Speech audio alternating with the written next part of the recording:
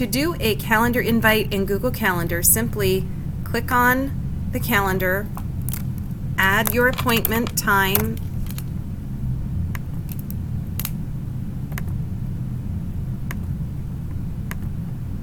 click on More Options, add guests,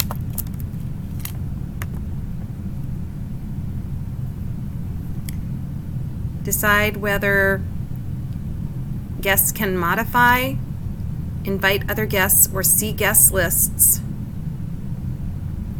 and click Save.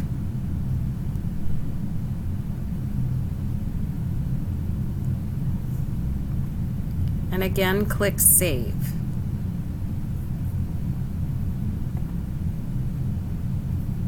Once you have saved, you can click Send, and that invite will automatically go out to the person that you are inviting to your meeting. You can also add multiple people to your invite.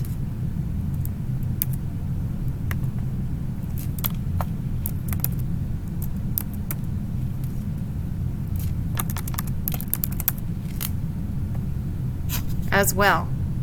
Follow the same steps again to click Save, Save, and again, it will automatically generate an email to the people that you have sent that request to by clicking the Send button.